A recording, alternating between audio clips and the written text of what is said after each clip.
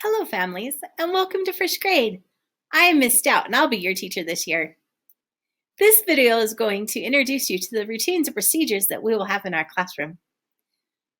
Many of your questions may be answered through this video, but if they're not, please feel free to contact me with any questions not addressed during this video. Let me introduce myself to you. My name is Christina Stout. I love teaching first grade. I've been a first grade teacher for the past 7 years. I've also taught kindergarten, 3rd grade, 4th grade, and 5th grade. So I have a range of experience, which is very beneficial because I know where your children are coming from and I know where they're going in their educational journey. Our classroom is a technology-infused classroom. Your students each have their very own Chromebook to be using. They'll also learn how to do some computer programming and get to use some robots this year. It is my passion to teach our youngest students how to use technology for learning, not just for fun, although we do have lots of fun. I just recently received my reading endorsement. That means I've spent a couple extra years specializing in learning how to teach children to read more effectively. I also have my math endorsement as well. So this year, we're going to do lots of technology, we're going to do lots of reading, and lots of math. And remember, you can never do reading without writing. I will also go over some procedures for things like homework and spelling, how to communicate with me the fastest and most effectively, and how to use our class website to stay up to date on all the important information that we have. If you have a question about something I did not cover in the video, please make sure that you contact me. You can call me at the school, you can email me, or the fastest and most effective way to get a hold of me is to text. I will go through ways to contact me a little bit later on this video. So let's get started, and welcome to first grade. Each week, I will be sending home a Raptor folder with your child. This is how I will return work and important communications from the school. Please check this folder when it comes home, empty it, and then send it back to me. This folder will not be checked for communication. So if you need to get a hold of me, remember, give me a text. To help facilitate reading at home, I will be sending home some readers with your child. We call them take-home readers. On the front are instructions of ways that you can help your child do reading at home and make the best use of these readers. Inside, I will place readers for your student to read. These readers may be a little bit too hard, just right, or they might be even a little bit easy. Those readers that go home that are just a little bit too hard are to push your students to the next level.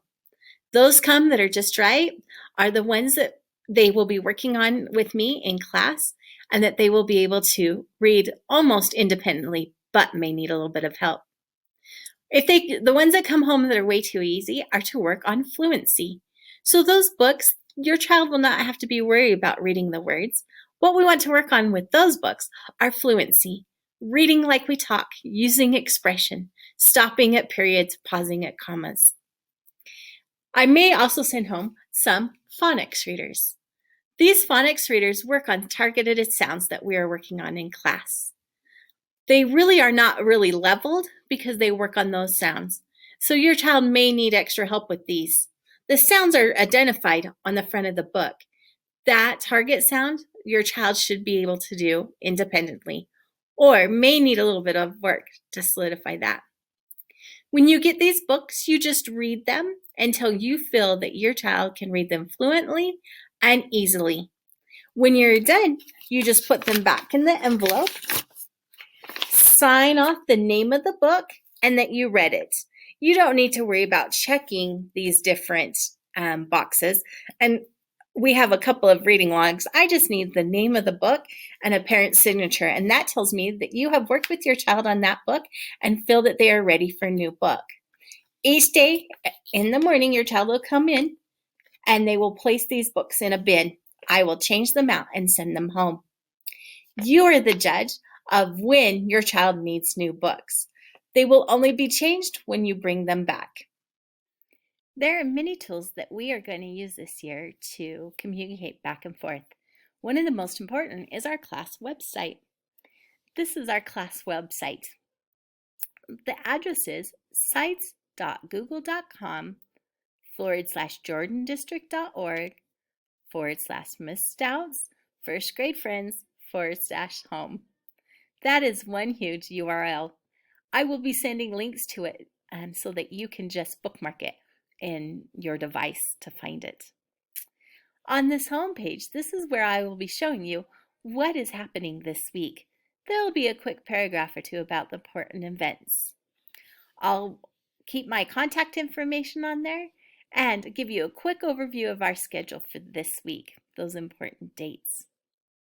As you can see, I have this little paragraph up here for this week and for next week already. Down at the bottom is my contact information as well so that you can find me. So come to our homepage to get a quick little look at what's happening this week. The most important tab that you will want to be familiar with is our homework. So if I click on our homework tab, this is where all the homework for the year will be stored. We will be using some fun, game-based, play-based activities this year to practice those concepts we are learning in class. This is the homework folder. I am going to show you in just a few minutes how to access the activities that you will need. This is an example of a week of homework from last year, and I'll show you how to use the homework folder using homework from last year.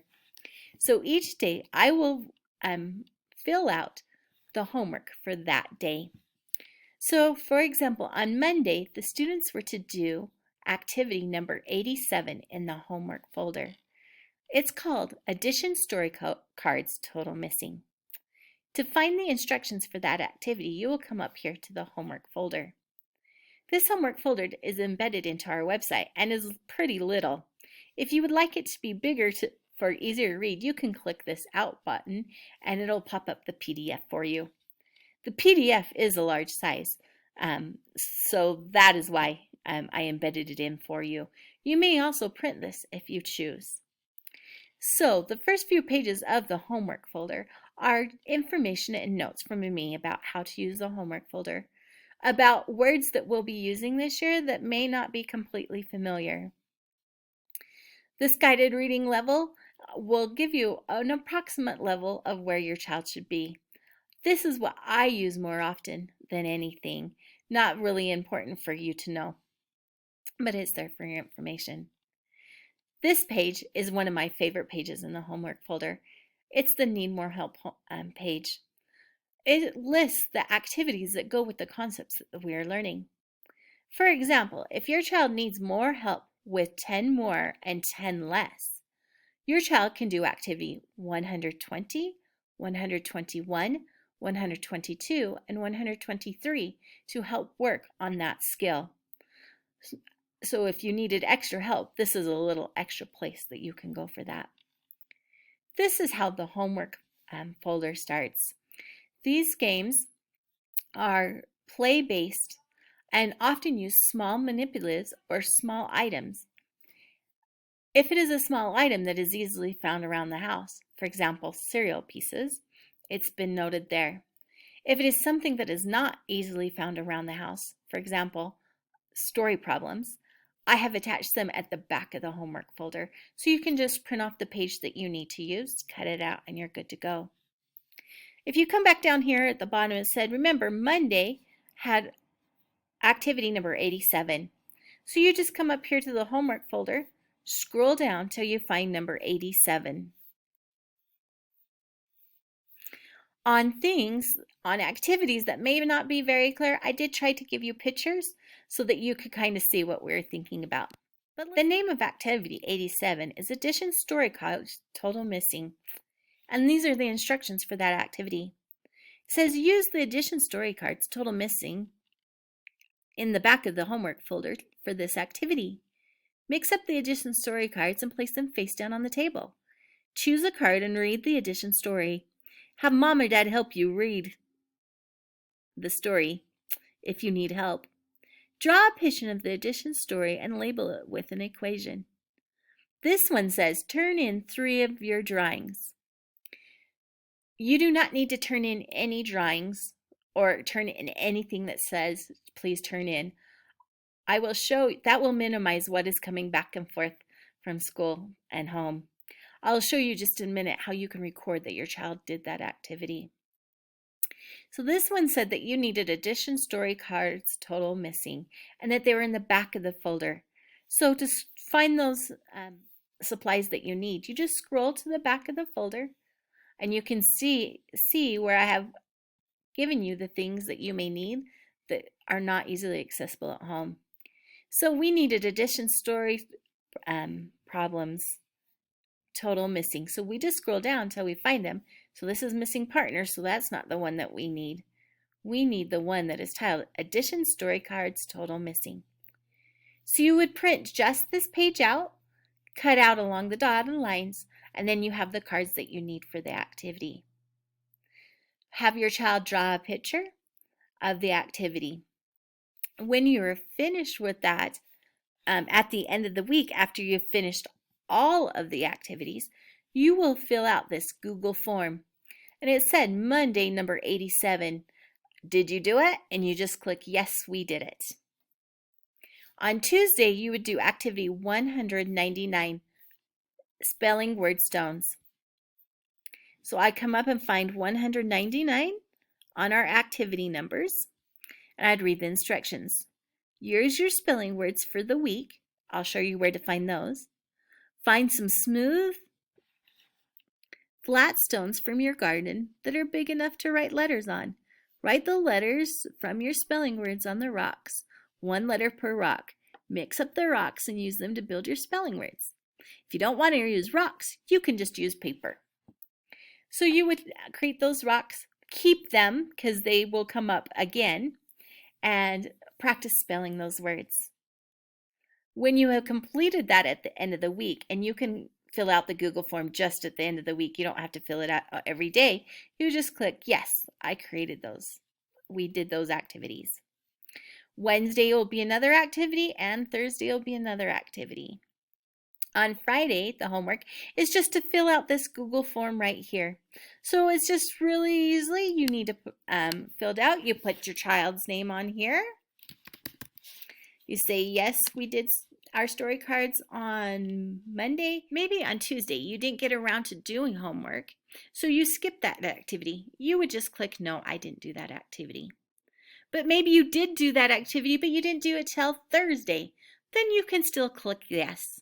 You are in charge of the homework. You know what your family's needs are and when you can do your homework. Let's say on Wednesday I did it. I did my work, but I did it on Thursday as well. On Friday, you just need to tell me, did I do the form? Yes, I did. You will also set a weekly, each week you will set a weekly reading goal. This is something that is very personal to your family and to your child.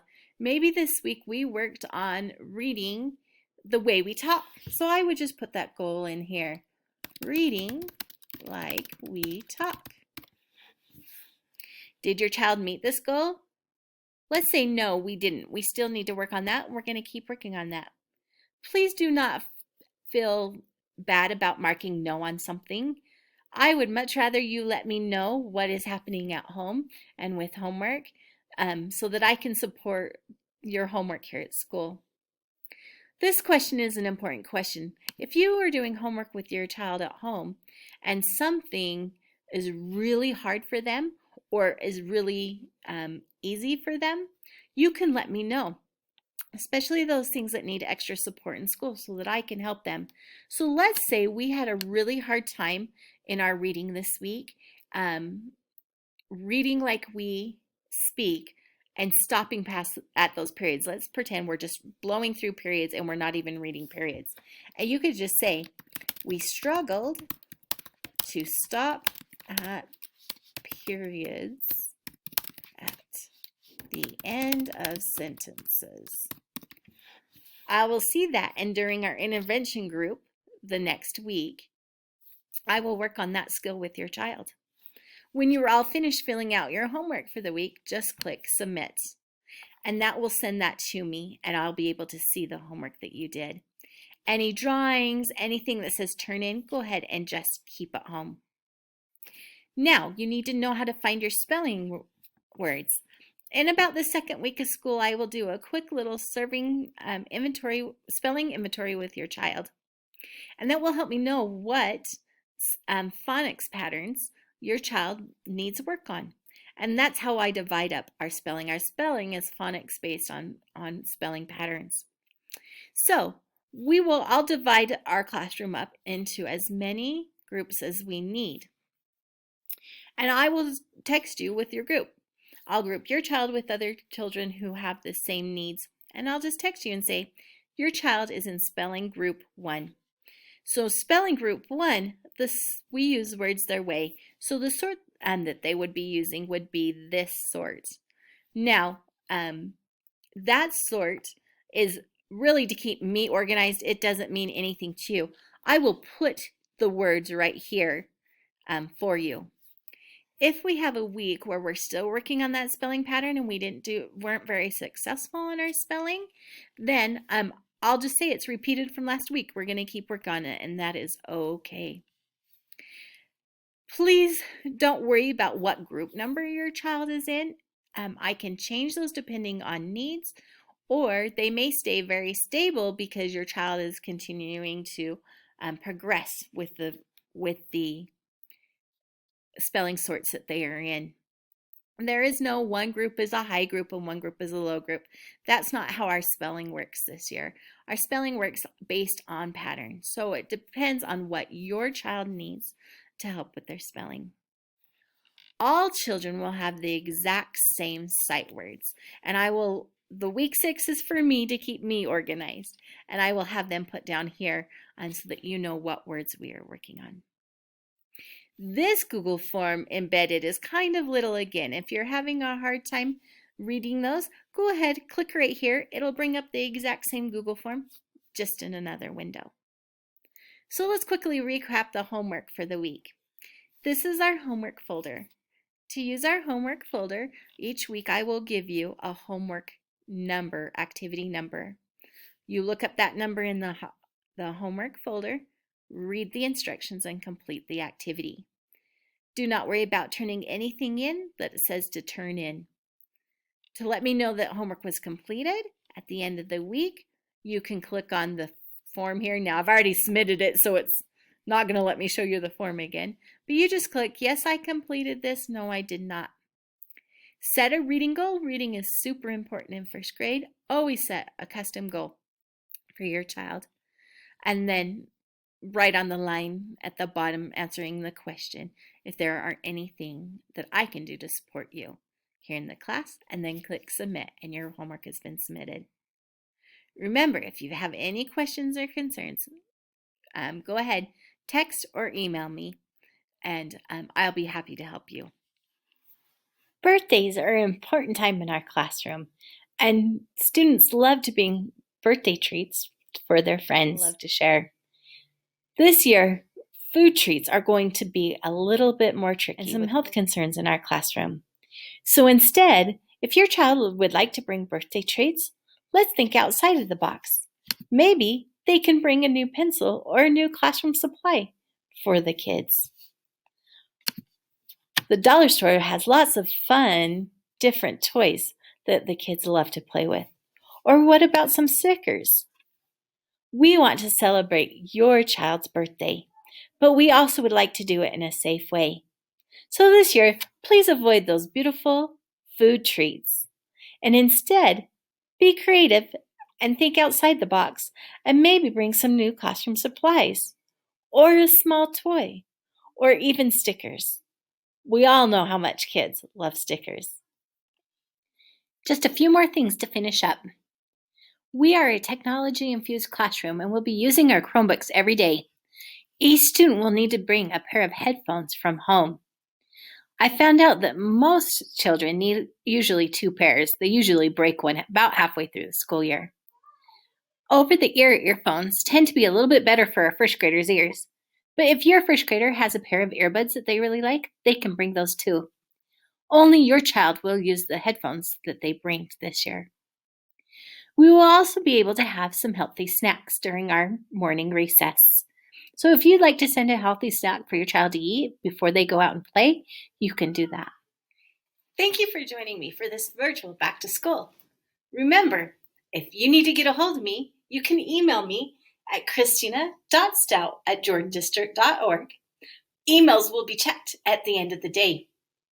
The fastest and most efficient way to get a hold of me is to text me through the Remind app. If you have not joined us on Remind It, you can text at 48K3HB to 81010 to join. Or you can call me on the phone. Phone calls will not be answered during the day while I am teaching, but I will return them as quickly as I can after school. Remember, the quickest, most efficient, and easy way to contact me is to text me. Thank you again for joining us today. I look forward to being your teacher this year and having an exciting, fun, productive first grade year. We'll see you soon.